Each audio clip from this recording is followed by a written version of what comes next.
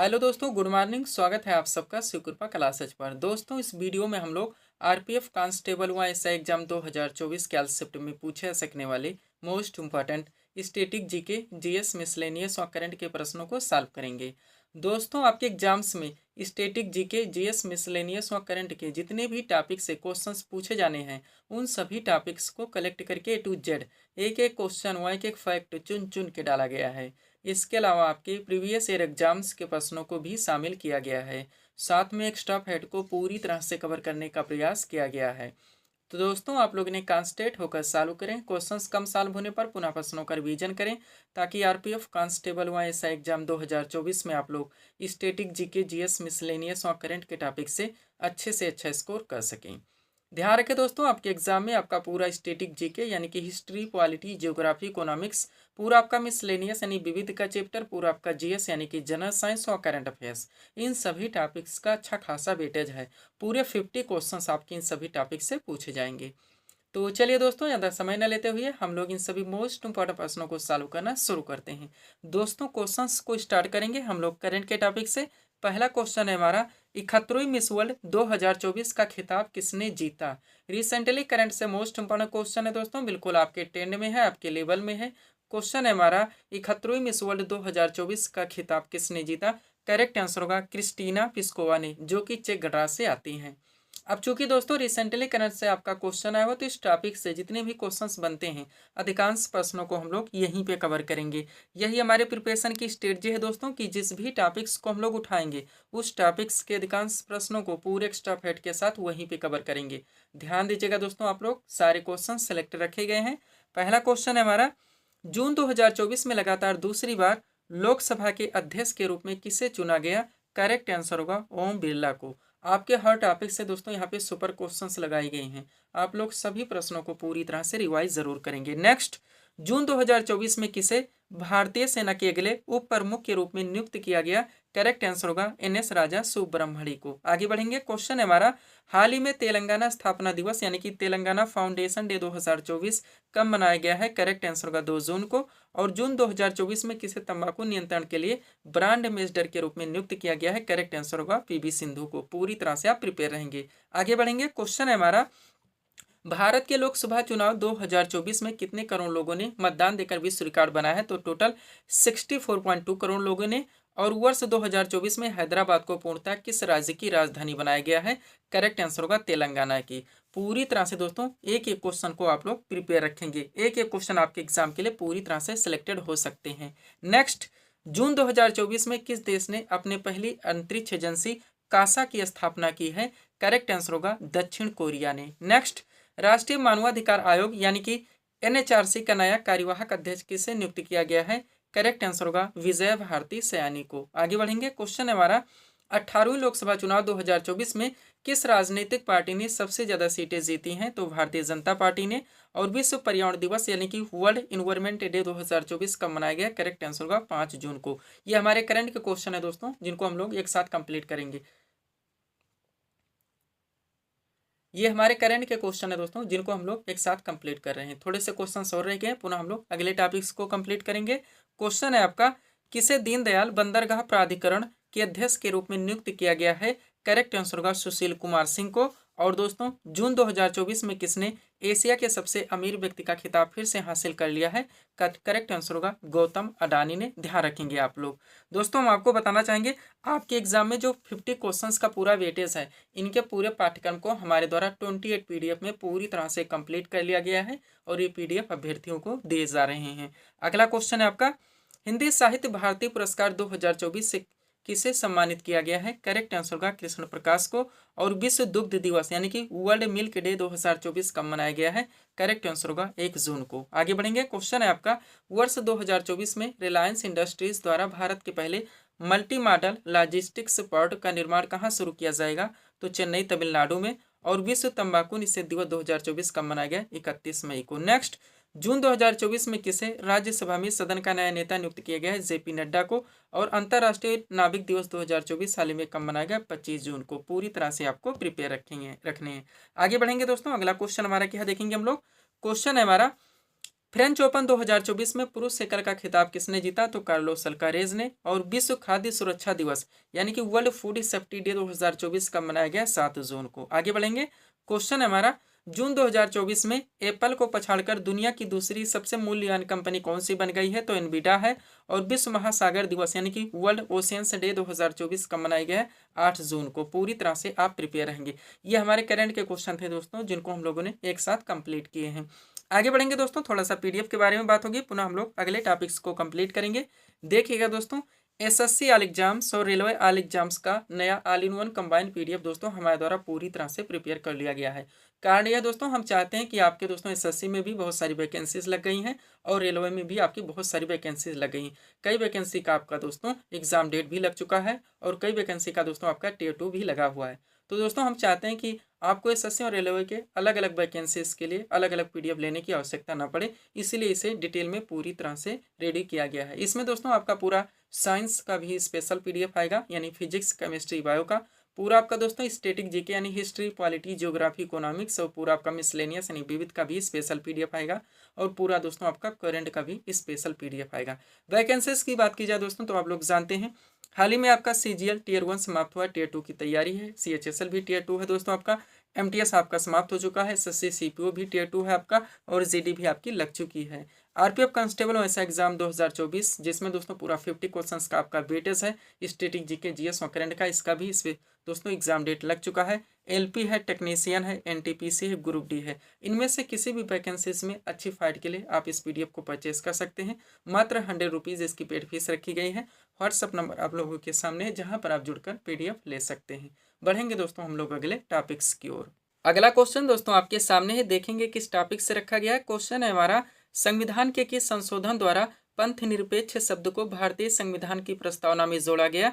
Correct answer होगा वो 42वां संविधान संशोधन था, जो कि 1976 में किया गया था। क्वेश्चन दोस्तों आपका किस टॉपिक से लगा हुआ है? भारतीय संविधान संशोधन को लेकर आया हुआ है। साथ में दोस्तों भारतीय संविधान की प्रस्तावना व 42वें संविधान संशोधन की भी बात हुई है। यानी जो सीट आपके सामने लगाई गई है, बहुत सारे क्वेश्चंस, बहुत सारी फैक्ट को पूरी तरह से कंप्लीट करके लगाई गई है।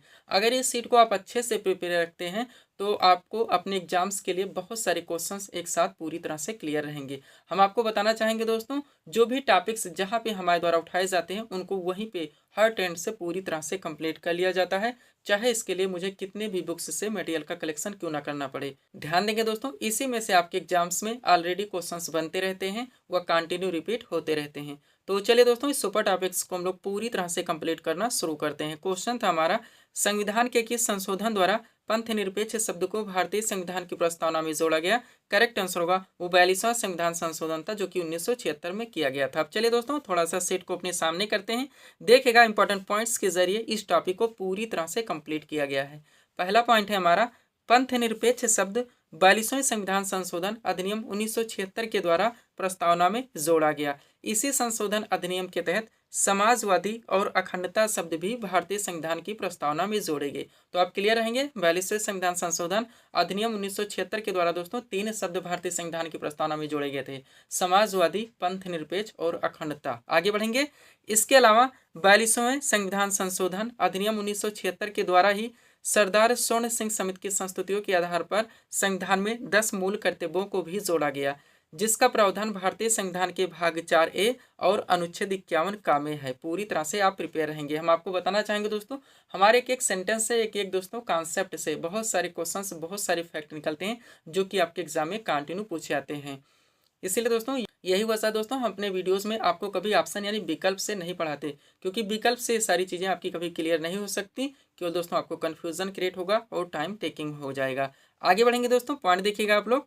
86वें संविधान संशोधन 2002 के द्वारा एक मूल कर्तव्य बढ़ा दिया गया, तब से वर्तमान में टोटल मूल कर्तव्यों की संख्या 11 है। नेक्स्ट पॉइंट है आपका, 42वें संविधान संशोधन अधिनियम 1976 के द्वारा संविधान में कई बदलाव होने के कारण इसे मिनी संविधान या लघु संविधान या संविधान का मैग्ना कार्टा भी कहा जाता है, ध्यान रखेंगे। और भारतीय संविधान में वर्णित मूल अधिकार यूएसए के संविधान से व मूल कर्तव्य रूस यानी कि पूर्व सोवियत संघ के संविधान से लिया गया है।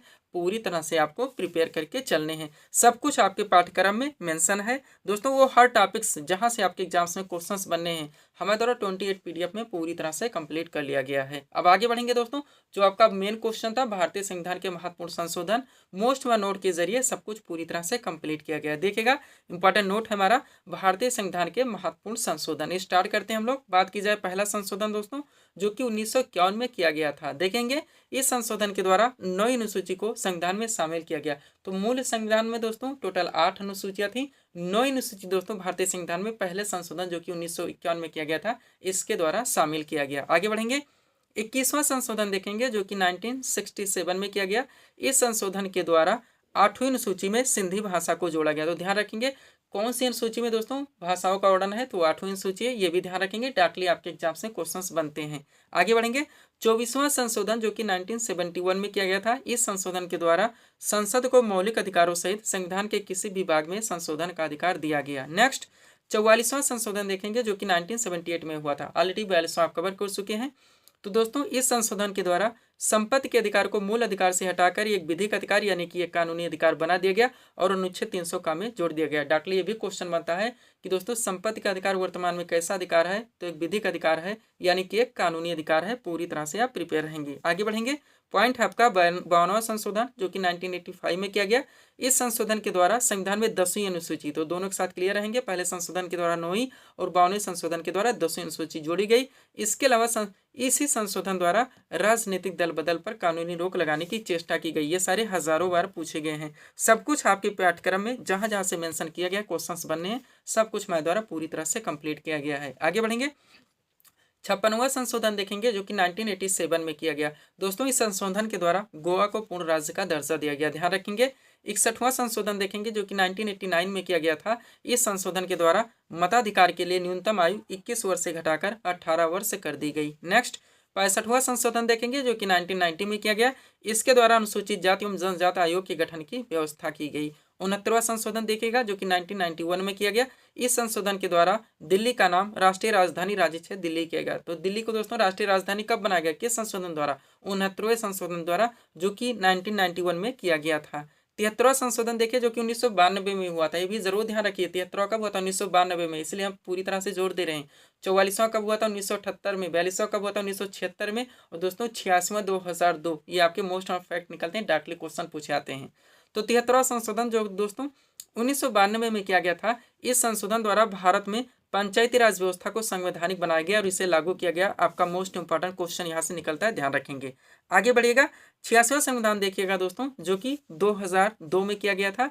इस संशोधन के द्वारा शिक्षा के अधिकार को मौलिक अधिकार बनाया गया और इसी संशोधन के जरिए 6 से 14 वर्ष के बच्चों को शिक्षा का अधिकार दोस्तों सुनिश्चित किया गया। आप लोग जानते होंगे दोस्तों, डायरेक्टली पूछाता है कि वो कौन सा दोस्तों संविधान संशोधन था जिसके द्वारा 6 से 14 वर्ष तक के बच्चों के लिए शिक्षा का अधिकार निःशुल्क किया गया। और 86वां संशोधन था जो कि 2002 में किया गया था और इसको फंडामेंटल राइट्स में भी जोड़ा गया है। आर्टिकल 21 के तहत हम बराबर बता चुके हैं और आपका यही 11वां मूल कर्तव्य भी है। आगे बढ़ेंगे, 51वां संशोधन देखेंगे जो कि 2003 में किया गया था। इसके द्वारा दल बदल संबंधी कानून में संशोधन किया गया। इसमें स्पष्ट किया गया कि 1/3 सदस्य एक साथ दल बदल नहीं कर सकते और इसी संशोधन के द्वारा मंत्रिमंडल का आकार भी सीमित कर दिया गया। किसी भी मंत्रिपरिषद में प्रधानमंत्री सहित मंत्रियों की कुल संख्या लोकसभा की कुल संख्या के 15% से अधिक नहीं हो सकती। हालांकि किसी भी कैबिनेट सदस्यों की संख्या 12 से कम नहीं होगी। पूरी तरह से कॉन्सेप्चुअल भी आप लोग ध्यान रखेंगे ताकि किसी भी टेंस से आपके एग्जाम्स में क्वेश्चंस मिस ना हो। हर टेंस से दोस्तों टॉपिक वाइज सब कुछ पूरी तरह से कंप्लीट किया हुआ है। आगे बढ़ेंगे, 52वां संशोधन देखिए जो कि 2003 में किया गया। इस संशोधन के द्वारा दोस्तों संविधान की जो 8वीं अनुसूची थी उसमें 4 भाषाओं को जोड़ा गया। वो भाषाएं मैथिली, डोगरी, बोडो और संथाली, ये भी ध्यान रखें। और टोटल भाषाओं की संख्या कितनी हो गई, 22 हो गई, ध्यान रखेंगे। आगे बढ़िएगा, अगला आपका क्या दोस्तों 101वां संशोधन देखिए जो कि 2016 में किया गया। दोस्तों संविधान के 101वें संशोधन अधिनियम के द्वारा वस्तु एवं सेवा कर यानी कि जीएसटी को लागू करके अप्रत्यक्ष कर प्रणाली के सरलीकरण की व्यवस्था हासिल की गई। जीएसटी ने दोस्तों वस्तुओं सेवाओं को विभिन्न करों को एक कर में समेकित कर दिया जिससे आपूर्ति श्रृंखला में कराधान सरल हो गया। तो भी ध्यान रखेंगे 101वां संशोधन था 2016 में किया गया था जिसके द्वारा जीएसटी लाया गया। जीएसटी एक अप्रत्यक्ष कर है यानी कि इनडायरेक्ट टैक्स है। 101वां संशोधन देखिए जो कि 2018 में किया गया। इसके द्वारा दोस्तों राष्ट्रीय पिछड़ा वर्ग आयोग को संवैधानिक दर्जा प्रदान किया गया, ध्यान रखेंगे। 105वां देखिए जो कि 2021 में किया गया। इस संशोधन अधिनियम ने सामाजिक और शैक्षिक रूप से पिछड़े वर्गों यानी कि SC BC की सूची तैयार करने के लिए राज्य सरकारों की शक्ति बहाल कर दी। ये हम लोग करंट से भी रिलेट कर रहे हैं। और 106वां संशोधन देखिए जो कि हाल ही में यानी कि 2023 में किया गया। इस संशोधन के द्वारा लोकसभा, राज्य विधानसभाओं और दिल्ली विधानसभा में महिलाओं के लिए 1/3 सीटें आरक्षित कर दी। पूरी तरह से आप प्रिपेयर रहेंगे। यही है दोस्तों आपका नारी शक्ति वंदन अधिनियम 2023 यानी कि महिला आरक्षण विधेयक 2023। तो हमारे दोस्तों जितने भी महत्वपूर्ण संविधान के संशोधन हुए हैं उनको भी हम लोग पूरी तरह से कंप्लीट किए। आपका सुपर टॉपिक्स रहेगा, सब कुछ आपके पाठ्यक्रम में पूरी तरह से मेंशन है, जहां जहां से आपके एग्जाम्स में क्वेश्चंस बनने हैं। आगे बढ़ेंगे दोस्तों, PDF के लिए हमारा व्हाट्सअप नंबर लगा हुआ है। देखेंगे दोस्तों अगला टॉपिक हमारा क्या है। अगला क्वेश्चन दोस्तों आपके सामने है, देखेंगे किस टॉपिक से रखा गया है। क्वेश्चन है हमारा हरिप्रसाद चौरसिया का संबंध किस वाद्ययंत्र से? करेक्ट आंसर होगा बांसुरी से। क्वेश्चन का टॉपिक क्या है दोस्तों आपका? महत्वपूर्ण वादक एवं उनके वाद्ययंत्र। आपका super topic, trending topic, evergreen topic. आपके हर शिफ्ट में दोस्तों यहाँ से क्वेश्चंस देखने को मिलेंगे। तो सब कुछ पूरी तरह से कंप्लीट करके सीट आपके सामने लगा दी गई है। जब चाहे दोस्तों 1 मिनट में आप इस सीट को पूरी तरह से रिवाइज कर सकते हैं। इसी में से आपके एग्जाम्स में ऑलरेडी क्वेश्चंस बनते रहते हैं, वह कंटिन्यू रिपीट होते रहते हैं। तो चलिए दोस्तों इस सुपर टॉपिक्स को हम लोग पूरी तरह से कंप्लीट करना शुरू करते हैं। क्वेश्चन था हमारा हरिप्रसाद चौरसिया का संबंध किस वाद्ययंत्र से है? करेक्ट आंसर होगा बांसुरी से।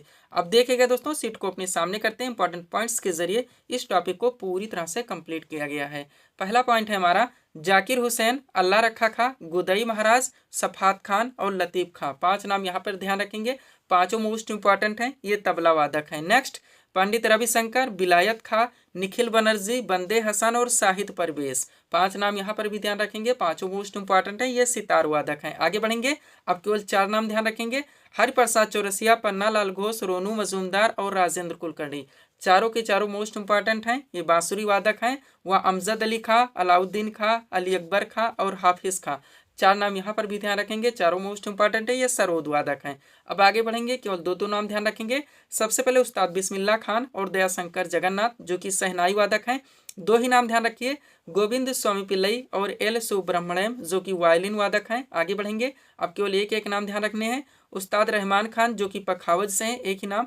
TB गोपालकृष्णन जो कि मृदंग से हैं, एक ही नाम। नीरू स्वामी पिल्लई जो कि नादस्वरम से हैं, एक ही नाम। शिव कुमार शर्मा जो कि संतूर से हैं, एक ही नाम। असद अली खां जो कि रुद्रवीणा से हैं, एक ही नाम। यू श्रीनिवासन जो कि मैंडोलिन से हैं और एक ही नाम ध्यान रखिए अन्नपूर्णा देवी जो कि सुरबहार से हैं। इतना दोस्तों अगर आप पूरी तरह से प्रिपेयर रखते हैं इस टॉपिक से कोई भी क्वेश्चन आपसे मिस नहीं हो सकते। और यही वजह दोस्तों कि हम अपने वीडियोस में आपको ऑप्शन से नहीं पढ़ाते। अगर ये चीज़ें ऑप्शन से देंगे दोस्तों तो आपका सरोद का तबला में चला जाएगा, बांसुरी का आपका शहनाई में चला जाएगा। आगे बढ़ेंगे दोस्तों, PDF के लिए हमारा व्हाट्सअप नंबर लगा हुआ है। बढ़ेंगे दोस्तों हम लोग अगले टॉपिक्स की ओर।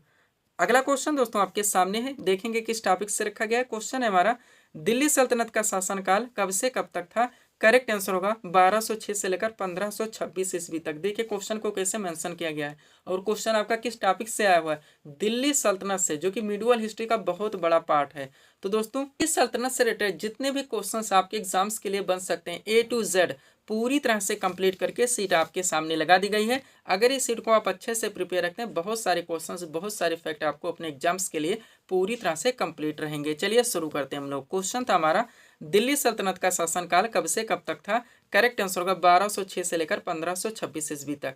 अब चलिए दोस्तों मोस्ट इंपॉर्टेंट नोट के जरिए इस टॉपिक को पूरी तरह से कंप्लीट किया गया है। पहला पॉइंट है हमारा भारत और पहला सफल मुस्लिम आक्रमण मोहम्मद बिन कासिम ने 712 ईस्वी में किया था। उसने सिंध एवं मुल्तान को जीत लिया था। नेक्स्ट महमूद गजनबी ने 1001 से 1027 ईस्वी के बीच भारत पर 17 आक्रमण किए। इनमें 1025 ईस्वी में सोमनाथ के शिव मंदिर पर किया गया आक्रमण सबसे प्रसिद्ध था और मोहम्मद गौरी को भारत में तुर्क सत्ता का संस्थापक माना जाता है। पूरी तरह से आप प्रिपेयर रहेंगे, ये आपकी बेसिक चीजें थी। अब यहाँ से दोस्तों आपका दिल्ली सल्तनत स्टार्ट होता है।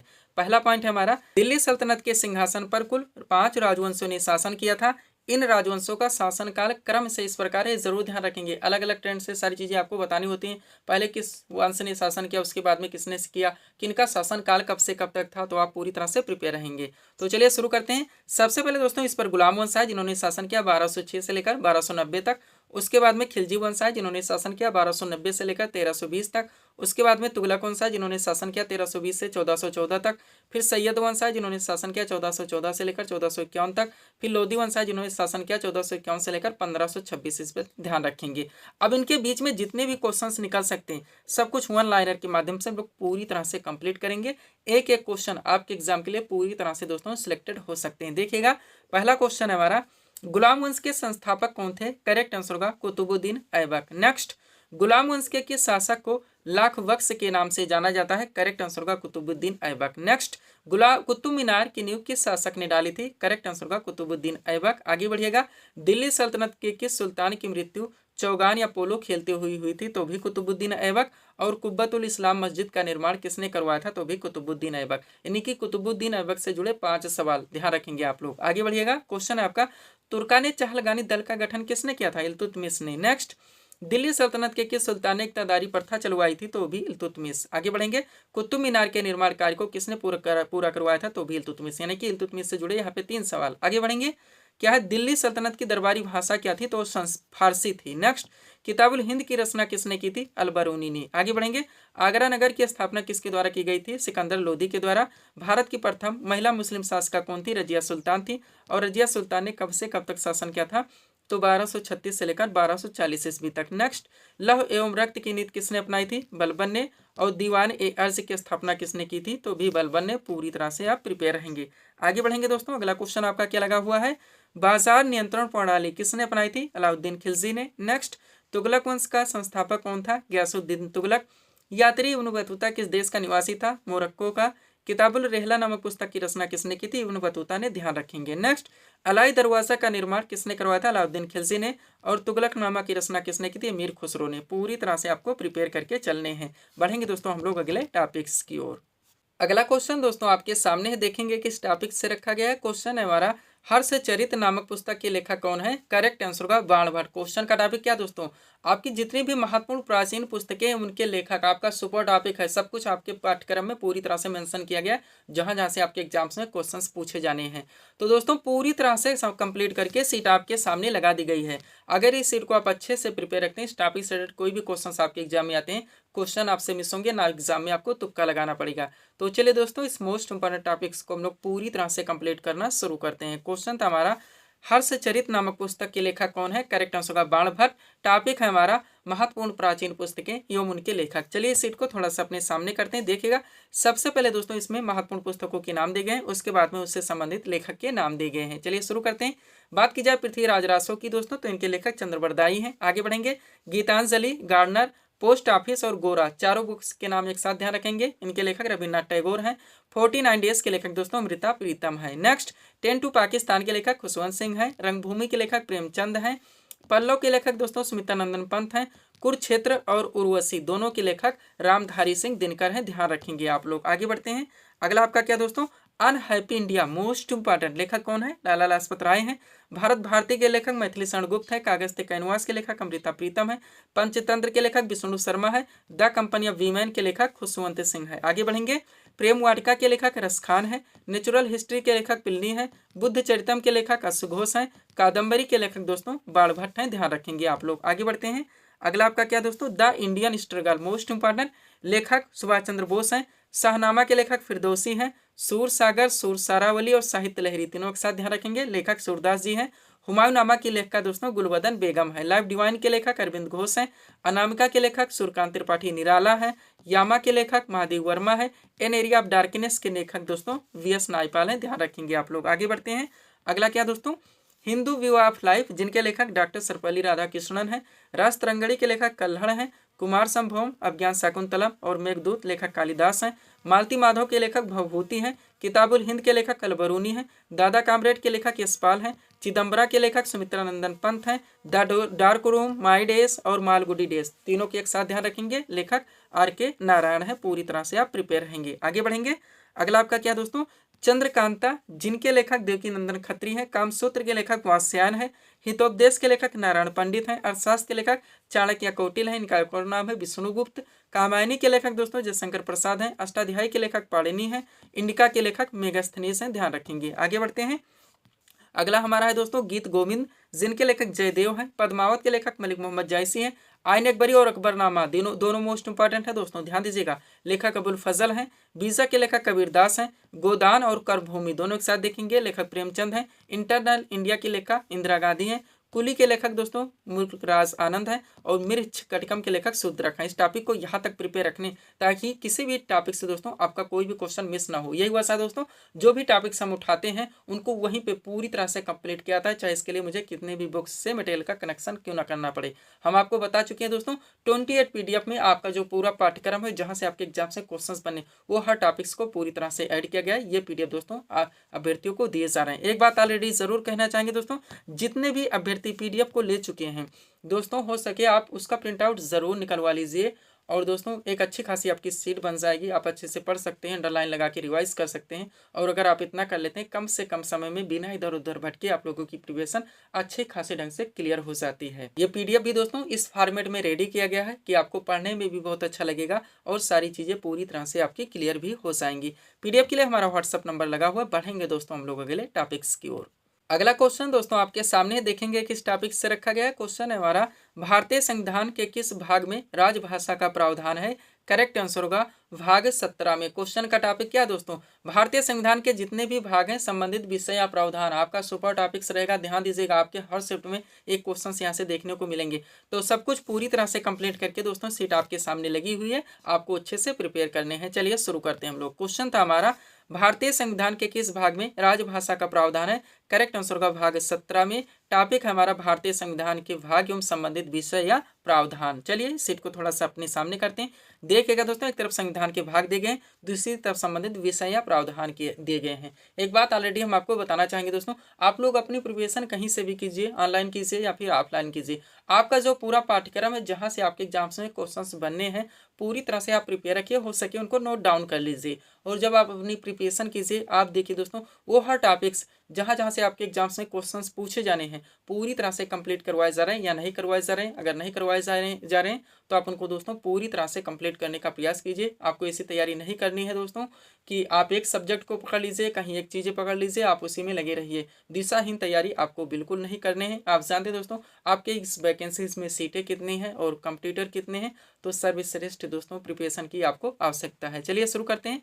बात की जाए दोस्तों भारतीय संविधान के भाग 1 की, तो इसमें संघ और राज्य क्षेत्र का प्रावधान किया गया है। भाग 2 में दोस्तों नागरिकता संबंधी प्रावधान किया गया है। भाग 3 में दोस्तों मौलिक अधिकार का प्रावधान किया गया है। भाग 4 में दोस्तों राज्य के नीति निर्देशक तत्व यानी DPSP का प्रावधान किया गया है। भाग 4 का की बात कीजिए, आपका मूल कर्तव्य आएगा, यहाँ तक आपका सुपर ही रहता है। भाग 5 में दोस्तों संघ सरकार के कामकाज का प्रावधान है। और भाग 6 में दोस्तों राज्य सरकार के कामकाज का प्रावधान। ध्यान दीजिएगा, क्रम से सारी चीजें पूरी तरह से कंप्लीट की गई हैं, आपको दोस्तों अच्छे से प्रिपेयर रखने हैं। भाग दोस्तों 8 की बात की जाए तो इसमें संघ राज्य क्षेत्र का प्रावधान है। भाग दोस्तों 9 की बात की जाए तो इसमें पंचायती राज व्यवस्था का आता है, मोस्ट इंपॉर्टेंट। और 9 का भी इसी साथ ध्यान रखिए, इसमें नगर पालिकाओं का प्रावधान किया गया है। इन्हीं दोस्तों भाग 9 में पंचायती राज व्यवस्था और दोस्तों नगर पालिकाओं का 9 का में है। आगे बढ़िएगा। 9 खा की बात की जाए, इसमें सहकारी समितियों का प्रावधान है, मोस्ट क्वेश्चन आपका निकलता है। भाग 10 में दोस्तों अनुसूचित और जनजातीय क्षेत्रों के प्रशासन का प्रावधान किया गया है। भाग 11 की बात की जाए दोस्तों तो इसमें संघ और राज्यों के बीच संबंधों का प्रावधान किया गया है। भाग दोस्तों यहाँ पे हम लोग 14 की बात की जाए तो इसमें संघ और राज्यों के अधीन सेवाओं की बात की गई है। भाग 15 की बात की जाए तो इसमें निर्वाचन संबंधी प्रावधान किया गया है। वह भाग दोस्तों 17 में राजभाषा का प्रावधान है, जो कि हमारा क्वेश्चन था। आगे बढ़ेंगे।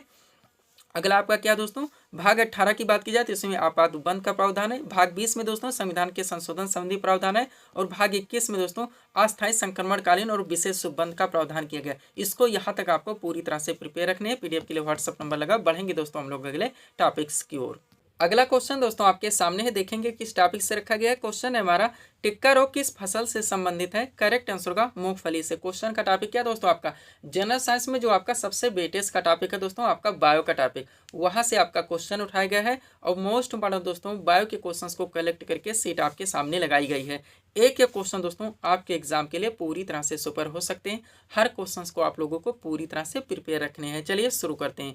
क्वेश्चन था हमारा, टिक्का रोग किस फसल से संबंधित है। करेक्ट आंसर होगा मूंगफली से। आप चलिए सीट को थोड़ा सा अपने सामने करते हैं। देखिएगा दोस्तों इंपॉर्टेंट क्वेश्चंस का ये कलेक्शन है हमारा। एक क्वेश्चन आप लोग कॉन्सेंट्रेट होकर सॉल्व करेंगे। पहला क्वेश्चन है हमारा, पसीने वाली ग्रंथियां मानव शरीर के किस अंग में मौजूद होती हैं। करेक्ट आंसर होगा यकृत में। नेक्स्ट, मानव शरीर में नमक की मात्रा कितनी होती है? तो 0.4%। नेक्स्ट, रक्तहीन सर्जरी किसके माध्यम से की जाती है? तो लेजर के माध्यम से। और जैव प्रौद्योगिकी यानी कि बायोटेक्नोलॉजी का तात्पर्य क्या है? तो औद्योगिक प्रक्रियाओं में सजीवों का उपयोग। नेक्स्ट, किसने सर्वप्रथम पेसमेकर का आविष्कार किया था? क्रिश्चियन बर्नार्ड ने। और पोलियो का पहला प्रभावी टीका किसने बनाया था? जोनास साल्क ने। नेक्स्ट, खारे पानी में पैदा होने वाले पौधे कहलाते हैं तो हाइलोफाइट कहा जाता है, हजारों बार पूछा गया है। नेक्स्ट, दुनिया का पहला मानव हृदय प्रत्यारोपण किसने किया था? तो क्रिश्चियन बर्नार्ड ने। और पाचन के अंत में जारी ऊर्जा का रूप कौन सा होता है? रासायनिक ऊर्जा होता है। दूध से दही बनाने का काम कौन करता है? जीवाणु करते हैं। पेड़ की आयु का निर्धारण होता है वार्षिक वलय की संख्या से। और कोशिका का ऊर्जा गिरे किसे कहा जाता है? तो माइटोकॉन्ड्रिया को कहा जाता है। पूरी तरह से आपको प्रिपेयर रखने हैं। आगे बढ़ेंगे, अगला क्वेश्चन है हमारा, कोशिका में प्रोटीन निर्माण का सक्रिय स्थल है वो राइबोसोम है। कोशिका की आत्महत्या की थैली कहलाता है लाइसोसोम। कोशिका में पाया जाने वाला आनुवंशिक पदार्थ है डीएनए। और डीएनए का द्विकुंडल प्रारूप किसने दिया था? वाटसन एवं क्रिक ने। नेक्स्ट, मनुष्य में किस क्रोमोसोम के मिलने से पुत्र का जन्म होता है? तो पुरुष का वाई एवं स्त्री का एक्स। नेक्स्ट, जीन का सर्वप्रथम कृत्रिम संश्लेषण किसने किया था? हरगोविंद खुराना ने। उत्परिवर्तन के सिद्धांत के प्रतिपादक कौन थे? Hugo de Vries. और प्राकृतिक चयन का सिद्धांत किसने दिया था? चार्ल्स डार्विन ने। नेक्स्ट, डीएनए का प्रमुख कार्य क्या है? आनुवंशिक क्रियाओं का संचालन करना। होमोफिलिया दोस्तों रोग से ग्रसित व्यक्ति में डेडेस कर दिया गया है। क्या होता है? खून का बहना बंद नहीं होता है। डॉल्फिन किस वर्ग का उदाहरण है? स्तनधारी। और रक्त किस प्रकार का ऊतक है? तो रक्त दोस्तों एक तरल संयोजी ऊतक है, आप लोग जानते होंगे। आगे बढ़िएगा, अगला क्वेश्चन आपका क्या है? आलू में मोज़ेक रोग यानी कि मोज़ेक डिसीज का कारक तत्व है वो विषाणु है। नेक्स्ट, वृक्ष के छालों पर उगने वाले कवक कहलाते हैं कार्टिकोल्स। नेक्स्ट, गोबर पर उगने वाले कवक कहलाते हैं कोप्रोफिलस। लाइकेन सूचक होते हैं वायु प्रदूषण के। खाद्य ऊर्जा को हम किस इकाई में माप सकते हैं? कैलोरी में। और दूरबीन का आविष्कार किसने किया था? गैलीलियो ने। नेक्स्ट, मानव शरीर में पाचन क्रिया कहाँ से प्रारंभ होती है? मुख से। पेसमेकर का संबंध किससे? हृदय से। पेसमेकर का कार्य क्या है? दिल की धड़कन प्रारंभ करना। और रक्त का शुद्धिकरण कहाँ पर होता है? किडनी में। नेक्स्ट, मानव शरीर में खून के शुद्धिकरण की प्रक्रिया को क्या कहते हैं? डायलिसिस। पाचन क्रिया में प्रोटीन किस पदार्थ में बदल जाते हैं? अमीनो अम्ल में। पित्त किसके द्वारा पैदा किया जाता है? तो ये यकृत के द्वारा किया जाता है, ध्यान रखेंगे आप लोग। आगे बढ़ते हैं, अगला क्वेश्चन हमारा, शरीर में हीमोग्लोबिन का कार्य क्या है? ऑक्सीजन का परिवहन करना। लाल रक्त कणिका यानी आरबीसी कहाँ उत्पन्न होते हैं? अस्थिमज्जा में। मानव शरीर की किस ग्रंथि को मास्टर ग्रंथि कहते हैं? पीयूष ग्रंथि। वृद्धावस्था में मनुष्य की हड्डियां क्यों कमजोर हो जाती है? कैल्शियम की कमी से। नेक्स्ट, पालक के पत्तों में किसकी मात्रा सबसे अधिक होती है? आयरन की।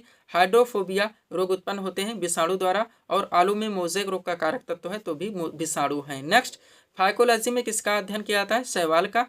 फूलों के संवर्धन के विज्ञान को क्या कहते हैं? फ्लोरिकल्चर। डेंड्रोलॉजी का संबंध किससे? झाड़ियों के अध्ययन से। और पोडोलॉजी में दोस्तों किसका अध्ययन किया जाता है? भूमि का। नेक्स्ट, नाशपाती यानी पेड़ का कौन सा भाग खाता है? गूदेदार पुष्पासन। किस पौधे में बीज होता है लेकिन फल नहीं? तो साइकस है, ध्यान रखेंगे आप लोग। आगे बढ़ते हैं, अगला क्वेश्चन हमारा क्या दोस्तों देखेंगे हम लोग। क्वेश्चन है हमारा, मानव प्रकाश संश्लेषण के लिए आवश्यक गैस कौन सी है? कार्बन डाइऑक्साइड है। नेक्स्ट, सूर्य के प्रकाश से कौन सा विटामिन प्राप्त होता है? विटामिन डी है। अदरक का कौन सा हिस्सा खाया जाता है? तना है। दौड़ लगाते समय मनुष्य के रक्तचाप पर क्या प्रभाव पड़ता है? रक्तचाप बढ़ जाता है। संपूर्ण जेनेटिक कोड का पता किसने लगाया? हरगोविंद खुराना ने। डीएनए का डबल हेलिक्स मॉडल किसने दिया? वाटसन ने। तारपीन का तेल प्राप्त किया जाता है चीड़ से। टिक्का रोग किस फसल से संबंधित है? मूंगफली से, जो हमारा क्वेश्चन था। धान में खैरा रोग किसके कारण होता है? जस्ता की कमी के कारण। और लार किसके पाचन में सहायक होती है? तो स्टार्च के, ध्यान रखेंगे। आगे बढ़ते हैं दोस्तों, पीडीएफ के लिए हमारा व्हाट्सअप नंबर लगा हुआ है।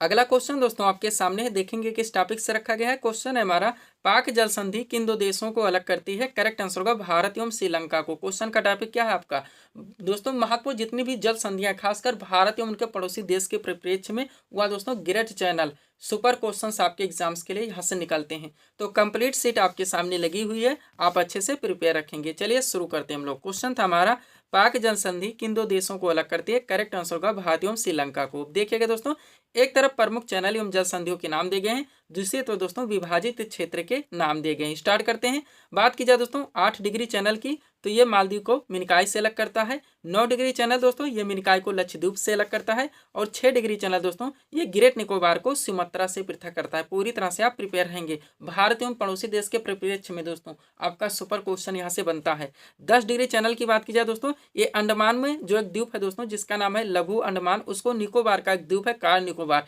इसको इससे पृथक करता है। क्लियर, आप लोग ध्यान रखेंगे। आगे बढ़ते हैं। अगला आपका क्या दोस्तों, ग्रेट चैनल जो कि इंदिरा पॉइंट को इंडोनेशिया से पृथक करता है। पाक जल संधि जो हमारा क्वेश्चन था ये भारत को श्रीलंका से अलग करता है। और कोको चैनल दोस्तों ये अंडमान को कोको द्वीप जो म्यांमार में पड़ता है इसको इससे पृथक करता है। पूरी तरह से आप क्लियर रहेंगे। तो दोस्तों यहीं पे हम इस वीडियो को विराम देना चाहेंगे। हालांकि और भी टॉपिक सेट करेंगे तो वीडियो आपका लंबा खिंच जाएगा। तो मिलते हैं दोस्तों हम आपको नेक्स्ट वीडियोस में। Thanks for watching.